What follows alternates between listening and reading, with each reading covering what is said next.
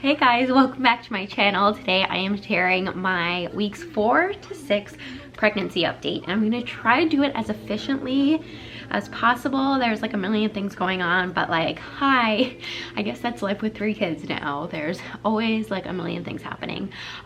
So in case you didn't know, hi, my name is Erica. I have a almost 5-year-old who's in preschool right now, and my 2-year-old who just woke up from a nap, who is watching a show. So I thought now would be the perfect time. If I don't do it now, it's like never gonna get done. And today I'm 6 weeks, 6 days. Tomorrow I will be 7 weeks. So my husband is currently in Australia. He's in Australia for work, so I'm also solo parenting right now. If I look really tired, it's because I am. I'm not wearing any makeup today, but I'm really tired.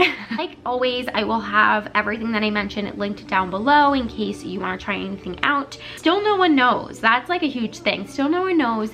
I am hoping, fingers crossed, that everything goes well at my pregnancy confirmation appointment, which I made during week 4. So let's just jump right into. So I wrote week 4, I made my pregnancy confirmation appointment. I made it and it's for next Tuesday, and I'm so excited. So I think like every pregnancy is different, and with Hugo, with my first, we waited to tell everyone until after my pregnancy confirmation, ultrasound and appointment, and I didn't tell like the internet and stuff until I was 12 weeks, I think. Like I was pretty far along.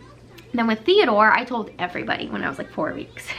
Like the second I got a pregnancy, like positive pregnancy test, I told everyone. Told the internet like 4 weeks.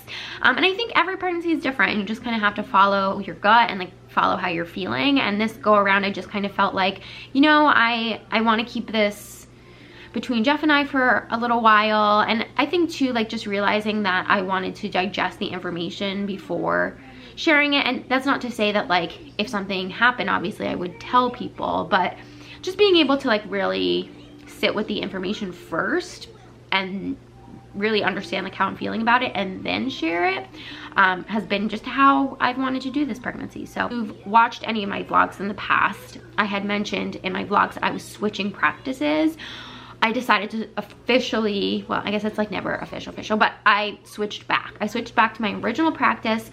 My doctor is not going to be the same doctor that delivered Hugo and Theodore because she retired, but it's her partner, like the other doctor in the practice, and I'm really excited to get to know her. I met her a couple times. She's so sweet, and I think if all goes well next week, like it'll be the perfect plan. But again, like we could talk about that. I can talk about it more in like the next video, or like whenever I'll probably vlog when I go to my pregnancy confirmation appointment, and I can talk about it in that video and like why I decided to switch back to my office and not stay with the new office.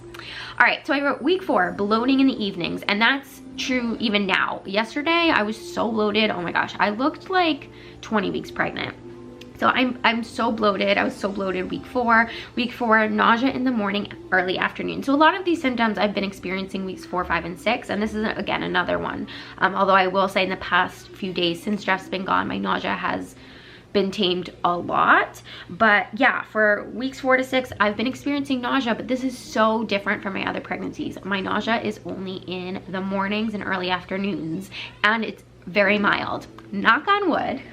Knock on my dining room table because I know it's still so early, but with both Hugo and Theodore, I experienced pretty moderate, I wouldn't say it was severe nausea, but with Theodore it got worse, and I threw up a few times, and I was so sick in the evenings, and like it was just, that was something that I was like so nervous about going into this pregnancy, because I was like, I'm usually the one doing dinner time, bath time, bedtime with the boys, and just like thinking that like, oh my gosh, like I can't be so incredibly nauseous, because when I was pregnant with Theodore, I was so nauseous, like I could barely cook any food. I had so many nights where I just had to lay in bed, and like that was during the pandemic, so Jeff was home luckily, but I was like, I can't do that now. Like I have to parent.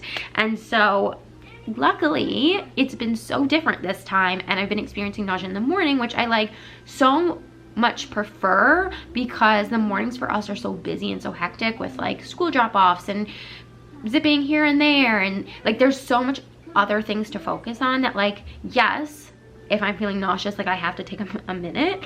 But because we have places to go, places to be, it's actually made it so much easier. And I have not been experiencing nausea in the evening. So I hope and I pray that it continues that way and that my nausea stays super mild. I will say, when I do feel nauseous, I've been taking these Pink Stork.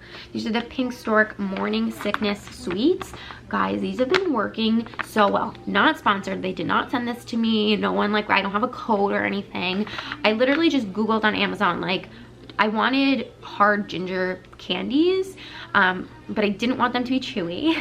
I have been in the past few weeks, like, I've had some like weird food aversions and like particularities. I don't know if I just made up that word. These have been so great. So I'm categorizing myself as having like a mild nausea. It's not so severe that like I need to be on medication, obviously, and I definitely don't have HG. Again, just knock on wood. But for my mild nausea, I swear I take one of these. This is the I'm making a pizza.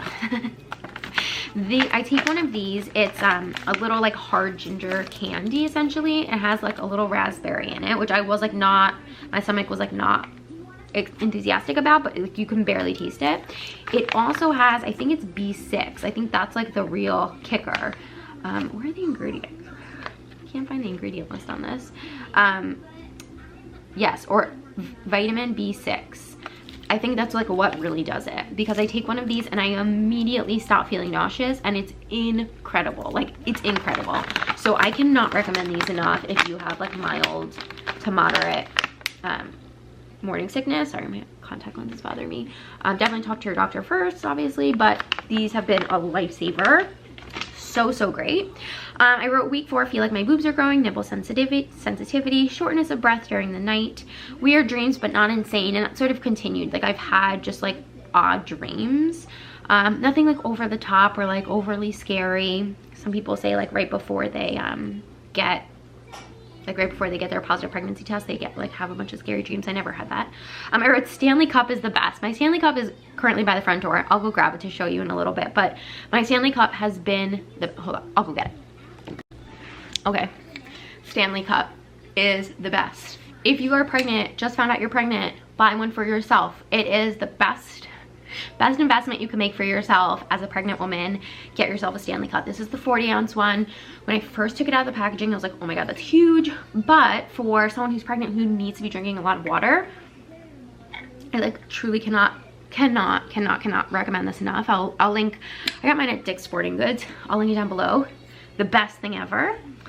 All my vitamins, which I'll mention at the end, I said made my pregnancy confirmation appointment and order these nausea ginger suckers. So if you take anything away from week 4, it's get yourself a Stanley Cup and get these Pink Stork candies, because they're amazing.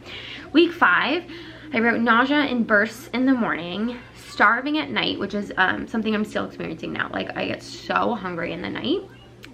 Craving healthy foods like salad and cucumber. That was such a funny part of week 5. I was craving cucumber. Like, I needed cucumber, and I went like, I think it was 2 days with like without getting cucumber, like without any cucumber, and eventually I was like, I need cucumber, like, and I went and I got it. I made this gorgeous, amazing salad.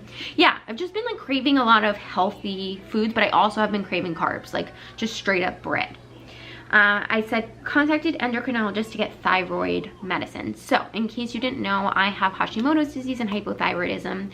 With my second pregnancy with Theodore, I needed to be on levothyroxine, I think it's called, throughout the pregnancy. So my endocrinologist had said, when I met with him after I delivered, he said that when I got pregnant again, to just give his office a call and they would put in the lab work for me getting retested, because more likely than not I would need to be on the medication again for this pregnancy. So that script, I think that script is in. I am going to get that blood work done the same day that I go in for my confirmation appointment, because it's all in the same place. So yeah, then shortly after that I'll hear from him, and we'll figure that out. I'm gonna just say now, so now let's go to week 6. Okay, number one, pregnancy brain, pregnancy fog, whatever that is. Like, I have that so badly, and I don't know if it's just like a result of having 2 kids already, like schedules to juggle and like, you know, sleepless nights, whatever, but that's definitely like, oh my gosh, I'm sorry, like my brain is so all over the place. So this week, this week 6, I've been experiencing almost every day some really light spotting, some like light pink, brown in my discharge, just a little bit. And so that's just something I'm monitoring. That's something that I've been writing down every day this past week. So beyond the spotting, I haven't written down any symptoms because honestly my symptoms have been the same as they have the past 2 weeks for the most part. I've just kept notes on my spotting in case, and just trying to keep track in case it got any worse, or like it was any concern. I'm having no other symptoms. So yeah, just trying to keep up with that. I had a C-section with my second, and so it could just be like some of the scar tissue from that. I'm not having, again, like I'm not having any other like worrisome symptoms, but I just wanted to keep track of that so that I could let my doctor know in a few days. I've been trying to work out, not every day, but like maybe every other day. I teach dance and I teach Pilates, so that's been keeping me active.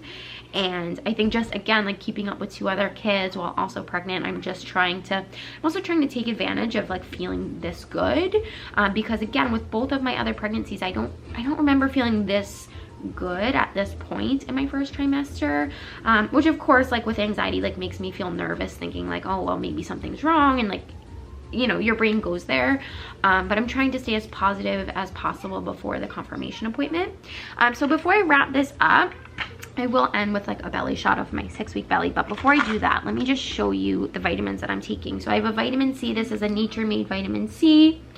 This is great because I've got a little one in preschool, 2 different preschools, so like just trying to stay as healthy as possible. Every night I take this calcium. This is a calcium plus vitamin D3. These are ginormous pills. There you go. I'm taking Mary Ruth's Omega 3679. These are vegan omegas. And these are Mary Ruth's CoQ10 gummies. These are vegan gummies as well. So these are vegan gummies. These are so delicious. They're so, so good. And then I'm taking my prenatal. I'm taking the Nature-Made Prenatal with folic acid. This is a 1-a-day prenatal. This is different than the prenatal that I was taking with my other 2 pregnancies, but I've been really enjoying this one. I really, really love that you only need to take 1. You only need to take 1 a day. There's no like take 1 in the morning, take 1 in the afternoon. There's no like take 3 pills a day. Like it's just 1 pill, and it's so easy. And I'm gonna have to order another bottle soon, but I can't believe, like I've had this bottle for what feels like forever. It came with 250 tablets and it was like $13. That's kind of amazing. All right, friends, that's it for this pregnancy update for weeks 4 to 6. I have a feeling that as the weeks progress, I'm going to just like, again, like need to fit these updates in when and where I can. Let me give you a little bump date. Oh, I've also obviously started wearing all of my maternity clothes. I say that as if I put any of them away. I was wearing them even when I was not pregnant. They're just so comfortable. Come on, like pregnancy leggings and pregnancy jeans. So here's a little bump date. Like I said, I get so bloated at night.